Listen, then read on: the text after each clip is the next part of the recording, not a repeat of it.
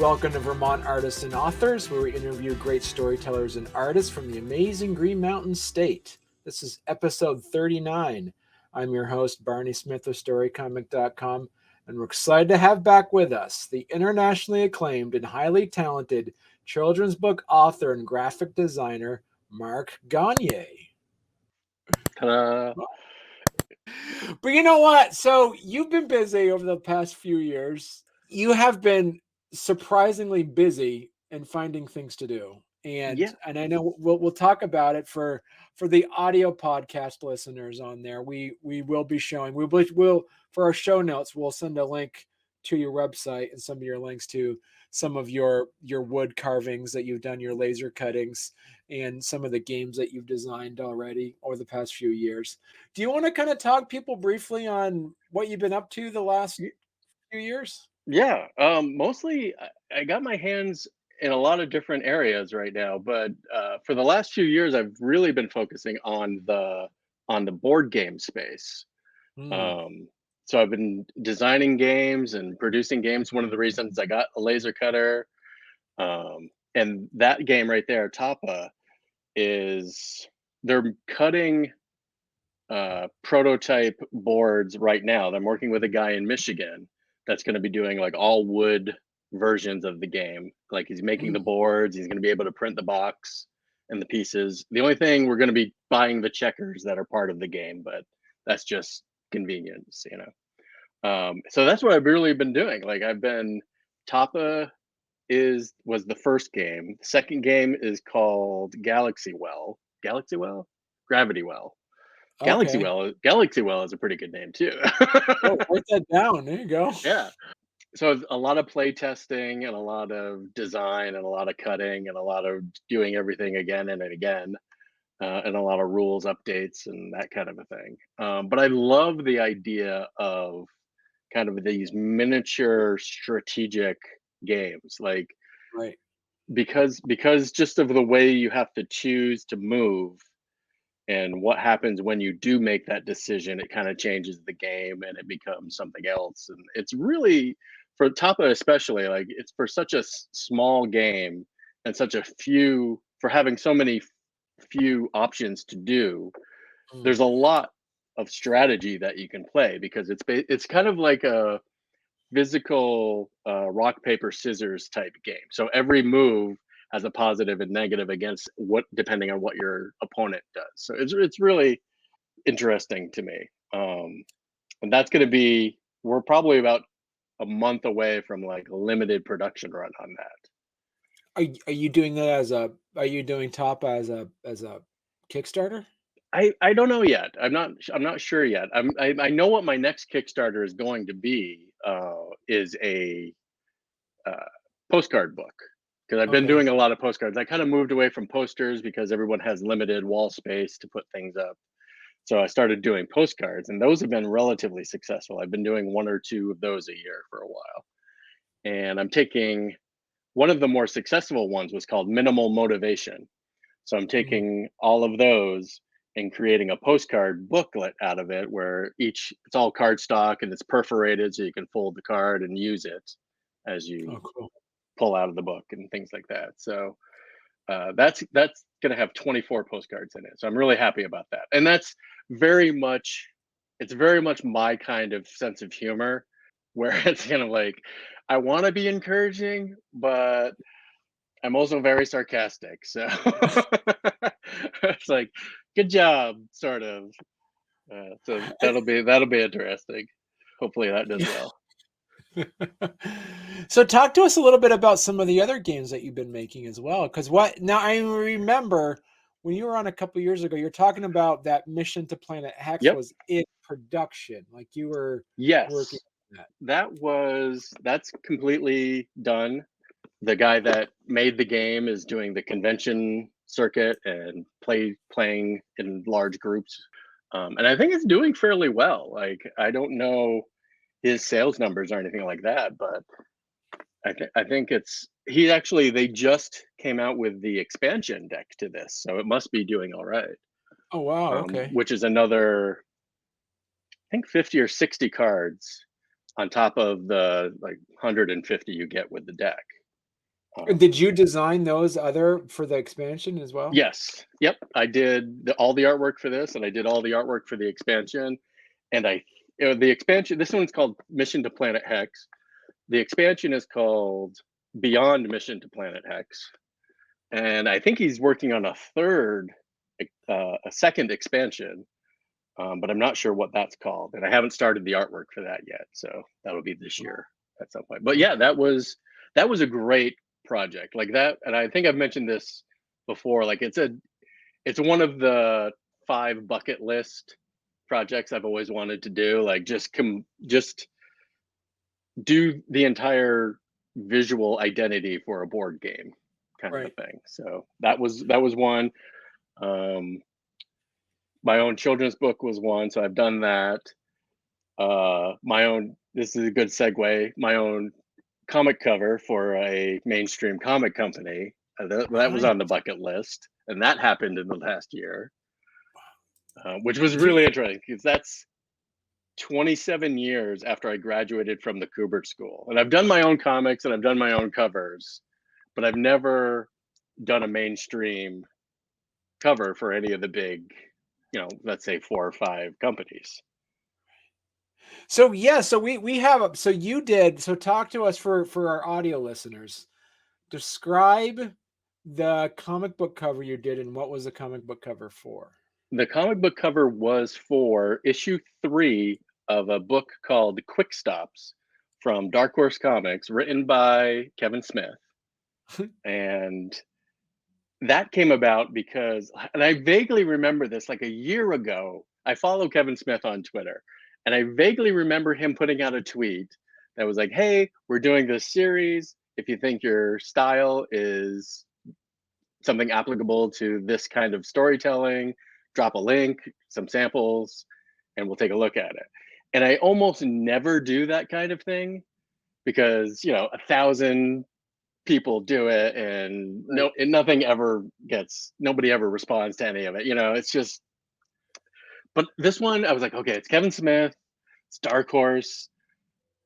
It would be really super cool if it happened. And even if it didn't happen, it'd be nice if Kevin Smith or Dark Horse just saw the kind of work that I do. So I dropped a link, and literally like 8 months later, I never talked to Kevin Smith directly, but someone working with Kevin, Spencer, contacted me on Twitter. It was like, hey, I'm working with this Dark Horse project and Kevin Smith. We think your artwork would be great for a cover. Are you interested? The catch is we need it in a month. And I was like, okay. And I sent an email back to him. I was like, well, okay. He let me know what they were thinking for the cover. They were like, the book is, issue 3 is about Elias, one of the new characters introduced in Clerks 2. So we'd like the cover to be kind of a recap of his story and his arc from Clerks 2, just kind of as a refresher course for everyone. And I was like, all right, well, let me rewatch Clerks 2, and then I'll sit there with a sketch pad and I'll jot some stuff down. And if I think I can do it in a month, I'll let you know first thing tomorrow. So that night, I own Clerks 1, but I didn't own Clerks 2. So I bought Clerks 2 on Amazon. I watched it twice. I kind of like paused, sketched a little bit, rewound, played again. I ended up watching the movie twice that evening. And I basically, you see in that first image all the thumbnail sketches. I did that the first night, and I was like, okay, that I can get this done in a month. With this worked well enough that I can definitely turn this into a finished piece of artwork in 100 and something hours. So got back to him, and I'd sent them, so I scanned that, sent them the thumbnails, and they're like, yeah, that looks great, let's do it. I'm like, okay, great. So then 3 weeks, and I had sent them updates every week. I sent them an update of what I had done that week, and it was usually about a third of the poster was done. Right. And I knew they had sent me the mock-up of the cover, so I knew I was only going to have that square area to work with, but I wanted to do a full 9x12 story poster that I've Okay. normally done, because I knew I wanted to be able to edit out panels that maybe didn't work or weren't necessary for the really quick retelling of the story.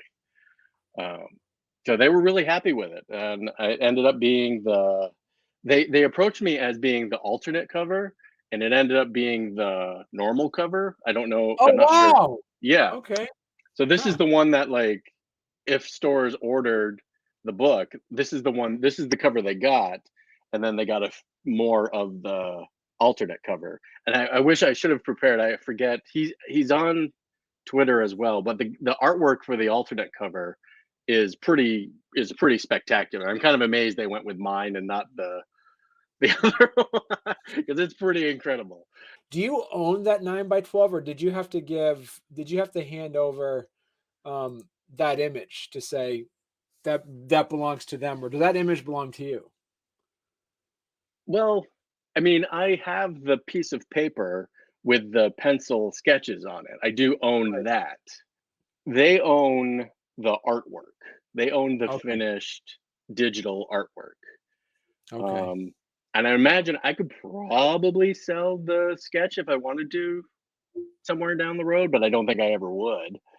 Right. Um, so yeah, like, I can't make posters of the Oh, you can't. finished. No, no, no. Okay. Yeah. No.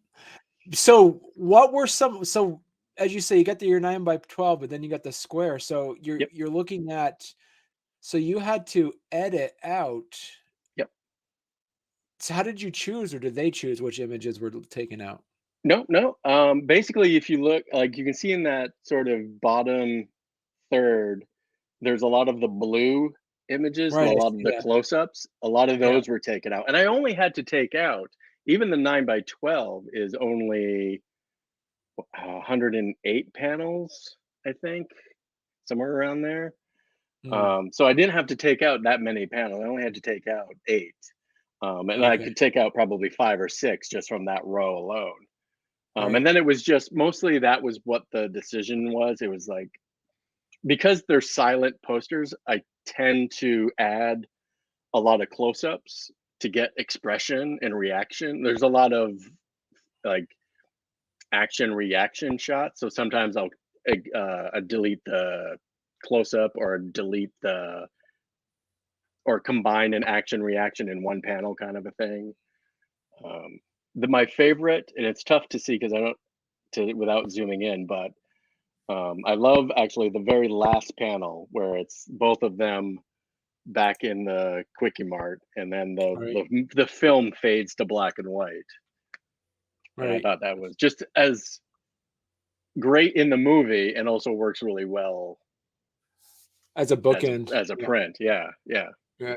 It's so interesting to me how the same, like, if you retell the same story in different media, how the experience is different as well. Like, watching something visually, like a movie or a television show, is a completely different form of getting a story than a comic, where you're flipping, Right. even if you're flipping pages. And then even the poster, a narrative poster, is different from a comic, where, because you're not flipping, but you're kind of eyeballing each panel on its own. And then the how do you slow down the action within a stagnant format? How did you also decide what your color palette was gonna be in between all the other images? Right. And that is, for me, that was dictated by the brands in the movie. Like, the Right. purple and yellow is, there's a restaurant, a fast food restaurant in the movie called Movies, and the brand colors of that restaurant are purple and yellow, or purple and gold. And so that was originally, I wanted it to be all very monochromatic, or dual chromatic, of purple, Mm, gold, and like shades of those colors. And if I had had more time, I might have been able to knock this image back to that original concept. But because of time, sometimes you just have to go with the not the most expedient, but the most direct route. Right. And that was making it as close to the movie as I could Right. visually, So, and that's and there's this and that's dictated, like that whole blue section in the middle is there's a party that happens and later in the movie where all the lighting is like blue spotlight kind of stuff, and that really actually lends itself very well to a print medium visually. That's one of the things I like to do in these story posters is every so often change the color palette if it's a full color piece kind of thing. Right. And also too, as you mentioned, is that when you separated this out, because you said you watched the movie twice. So looking at putting your graphic design hat on this piece here, and almost did you basically kind of storyboard it into 108 images, and then from there kind of decide what you were going to put in? Yeah, exactly. Basically, you have to. For me, I wanted to decide what the poignant bits of each scene were. One Right. thing about Kevin Smith movies is they're funny, but they're also a lot of talking. Mm. So I almost had to rely on the more slapstick aspects of the film to say, oh, okay, well, that person slips and falls at that moment, so I'm going to include that because that's action. That this poster could have been 100 panels of heads talking back and forth with different, close up, medium shot, long shot, close up, because that's his banter in the movies is really quick. Uh, but there are also these moments of physical humor that I really had to kind of focus on, and there's long stretches of conversation that in the movie that might be just 2 panels in the poster, but then Right. there's a 30-second slapstick or action type scene that ends up being 8 panels in the poster, even though it's much less screen time, which I Has found really interesting. Right. Because I know you've done. I'm really curious about this because you've done in the past. You've done, and you've been really good at saying, "Hey, I watched this movie, so making a movie, my version of a movie Yeah, poster about." that's a lot of the story posters are that. Right. Well, not a lot. 10% of them are that. And in some of your story posters, have you ever thought about doing that same thing what you did for Clerks 2 and doing something along those lines for other movies, other stronger IPs? Yeah, absolutely. That it's tough because that does get into copyright and trademark and things like that. I have done. Um, I was going to turn Alice in Wonderland Through the Looking Glass Mm, into an illustrated story at one point, and I got chapter one done. I think there's 12 chapters in the whole book, but even okay. chapter one took me like 3 months to do. So I was like, okay, this will be a long-term project. So I much prefer doing my own work and my own Right. original concepts. Um, only because you kind of avoid the landmines at doing that. Uh, I just thought of earlier today. I just had a concept that I know I'm definitely going to make a poster out of, and it's a follow up. There's a poster. One of my very first, one of the first 5 posters I did was one called Pizza Man, and it's basically autobiographical, me delivering pizza kind of a poster. I just thought then one of the board games that I want to create coming up is um, Apocalypse Shop, where it's basically I've been playing a lot of Fallout 76. One of the game aspects of that, trust me on this, I'm going somewhere. Uh, one of the game mechanics in that video game is you have a vendor, and you go out and you find materials and you scrap them and you break them down into their component parts, and you can sell those component parts in your vendor, quote unquote, for other players to buy to make their own things. I love that concept. I completely want to make a board game called Apocalypse Shop, where you're a shopkeeper in the apocalypse and your job is to just keep the shelves stocked in the apocalypse. So you go out and you gotta scrap together what you can get to sell. And then that brought me to, do they still deliver pizza in the apocalypse? So I want to do a follow-up of the Pizza Man poster called Pizza Apocalypse, or a pizza. Well, yeah, Pizza Apocalypse would be good. Yeah.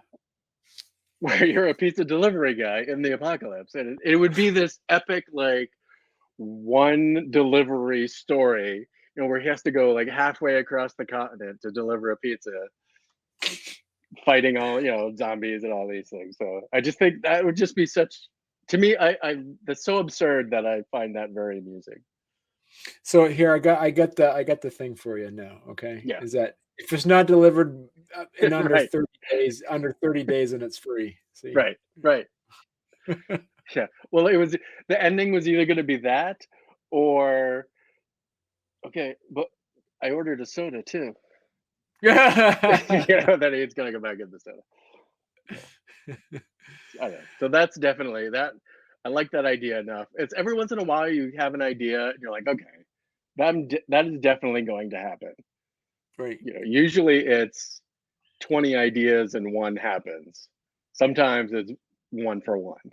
So if people want to go to markgonyea.com, check it out. Under your graphic designs, are these the things that we're looking at, like your book covers and promotional posters? Are these jobs that you actually were given, or this was just side things that you're putting together? Nope, those are all paid things that were professional graphic design jobs, gigs. Wow. Yeah, for Okay. sure. That's probably 90% paid work, and then there's some that I just did that I thought I liked at the time. I almost never go out looking for work. It's usually somebody sees my Twitter or they see my website, or they see, actually a lot of it has come from Kickstarters too. A lot of people, that's actually where the Planet Hex game came from. He saw something I posted on my Twitter about a Kickstarter and contacted me because he liked the style and he thought it was appropriate for the game. Right. And that's, I haven't gone out, I haven't like cold called any businesses almost ever since I've been on my own. Yeah, which is extremely fortunate. That's Great. One of the things that you were working on also over the last couple of years was your laser cutting. You have been posting things left and right yeah. on Twitter about some of your laser cutting. How did you get into something? Is this the natural progression of doing your style of art to like make it three-dimensional? Because some There, people would buy a 3D printer. You naturally, by your art style, seems to fit better with laser cutting. Is that true? I did a lot of research. I researched laser cutters for about 3 years before I bought one. And then I researched the differences between a lot of the things that I could sort of do the same thing. Because yeah, the 3D printers create the 3D dimensions. The laser cutter, with a little help, can create 3 dimensions. There's a CNC machines which do a lot of what a laser cutter can do, but it's a different. It uses a drill bit instead of a laser. I did a ton of research on it, and for me, it just felt like the laser cutter was most applicable to my basic sense of design. In Right. that, and also because the laser I got was the Glowforge, and one of their sales bits was it's Adobe Illustrator compatible, which Oh, for okay. me was huge because that's the program I use 95% of the time. So for me to be able to create a design in Illustrator export it as a file that I can then import directly into the Glowforge to cut. I mean, that's a no. That was once that decision was made, it was like, okay, and it's been great. I've had the laser for 2 years, and other than a hiccup here and there, it's been super flawless. So. Would you do it? So this is mostly you'd have to use like it's all wood cutting though, right? This isn't anything Correct. you could use for okay. Well, yeah, no, I'm trying to think of how. I mean, you could do this. So it's one of the things I'm doing now is because I turned my Etsy shop into all print on demand a few months ago. I'm now in the process of converting my studio, which was mostly poster storage, into a mini wood shop. So I could do this kind of thing with like a jigsaw or a bandsaw and maybe a drill press and a belt sander. You can't. I could do it larger scale, kind of a thing, which is something I'd like to experiment with and do actual like bigger pieces, kind of a thing. Where I could make larger things on the laser cutter, but I have a limit thickness that I can cut, which is about a 1/4 inch. So talk to us about your Etsy shop as well. So Yeah. you said you're doing things print on demand. What would be your advice? How did you research this? What were some of the advice you would give people that want to start their own Etsy shop on that? And how is print on demand working for you? Right. My number one criteria for print on demand was print quality, far and above. Right. Like I was willing to price things a bit higher for a better quality print. And I go through Printful, one because the samples that I ordered were incorrect, like print quality is off the chart, and it integrated really easily with Etsy. It's not seamless, but it is pretty quick from uploading an image to Printful and then synchronizing it with the Etsy shop to have it for sale. A really nice poster, and it's been great in general. It's hard to say because I shut my shop down for about 8 months while I was doing research and getting posters together and images set. That was the other thing. I had to kind of reformat everything for Printful. So I think I have 136 posters on Etsy now. So that was a good few weeks of work to just make everything compatible with Printful. And so Etsy. what did you have to do to do that then? The images, well, one, I wanted a lot of the images when I do my own printing are not full bleed. So I'll have like a 1/4 or a 1/2 inch border around them. So I'd have to reformat that. And more often than not, I could just blow the image up. But for real quality, you'd want to go back to the original digital and then re-import that into a Photoshop full bleed and then re-export that out as a file for Printful. And Printful takes PNG files, which is not what usually I'm sending PDFs to printers, but I forget if Printful takes PDFs, but I've been sending Printful PNGs. So that was another redoing of all of that. But you would have to initially have that as a vector image anyway, correct? Correct. Yeah. 98% of the time. Yeah. Some of them have been lost, to crashes and things like that. So there was a couple that I actually recreated because you said you stuck basically to Illustrator, which is a vector-based program, but you never dabbled in Photoshop at all though, right? You only stayed with Illustrator? Well, a little bit on like something like this and you can see like there's like a lot of texture to that background.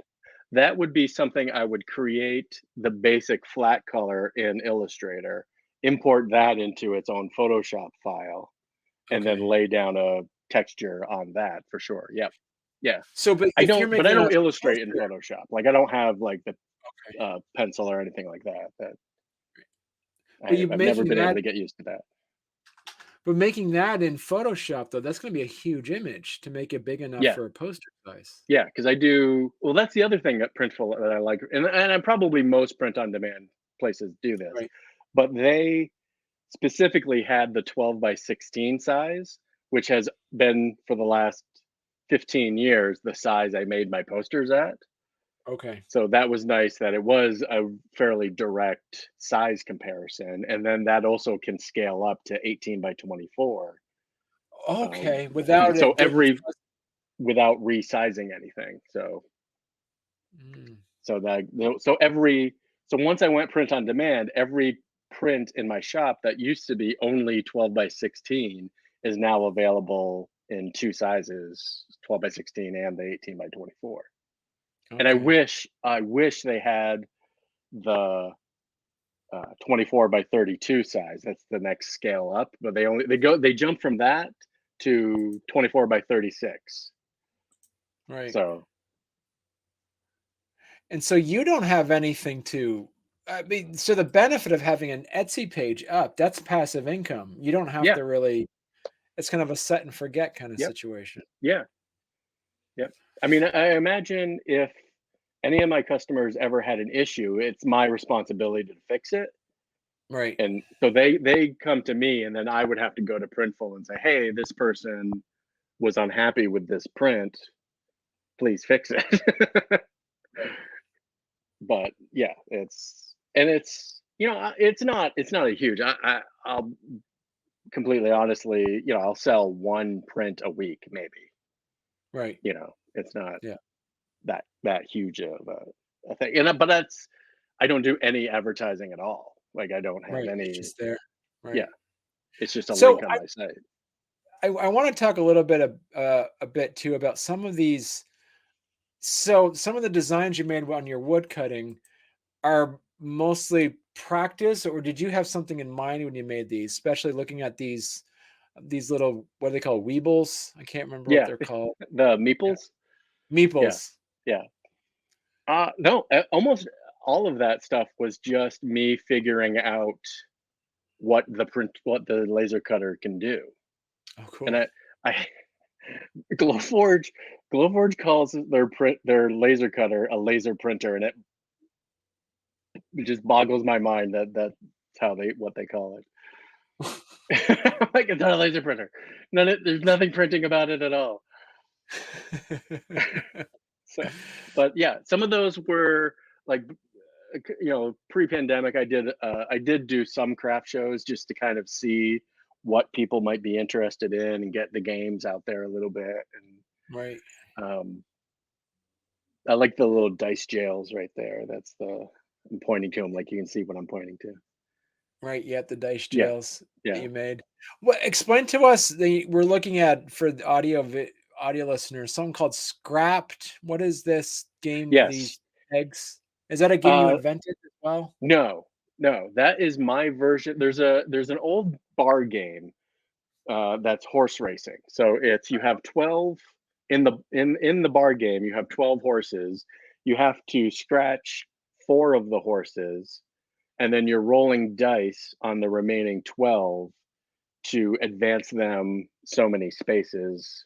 Oh, Every okay. time you roll that horse's number, or in this case, a spaceship's number, that ship advances one space. If you Okay. roll one of the scrapped or scratched horse or ship, you have to pay the amount of that shipped. And those values vary from 5, 10, 15, or 20. Huh.